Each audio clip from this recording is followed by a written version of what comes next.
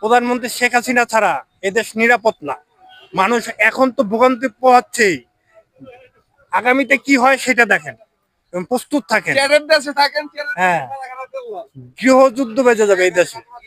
আগে কারণ ছিল না, খাম্বা ছিল না, এখন অনেক কিছুই থাকবে না, এখন তো তেল নাই। হ্যাঁ, তো আমরা বাঙালি, আমরা এই কষ্ট করতেছি এবং আগামীতে কষ্ট করব, কিন্তু এই দেশে চালানোর জন্য উপযুক্ত হচ্ছে শেখ হাসিনা। আমরা এই তেল পাম্প থেকে বলছি, আমরা সবকিছু থেকেই নিরাপদ ছিলাম। আপনার দাম বাড়লো, মানুষ ভোগান্তি ছিল না। হ্যাঁ, কিন্তু আমাদের দেশে পেট্রোল কিন্তু আমাদের দেশে, এটা তো আর বাইরে থেকে আনা হচ্ছে না, অথচ আমাদের দেশ থেকে কেন মানে বাইরে দেওয়া হচ্ছে, আমরা ভোগান্তিতে পড়তেছি। হ্যাঁ, তো এটা তো আমাদের জন্য কষ্টকর।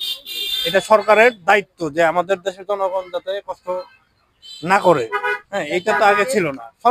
সরকার ছিল আপনার একটু তেলের দাম বাড়াই দিছে, কিন্তু জনগণ কষ্ট করে না, তাই না? আপনি কি চান আগামী সরকার আসুক? না, সরকার কি আসুক সেটা আমরা চাই সুস্থ।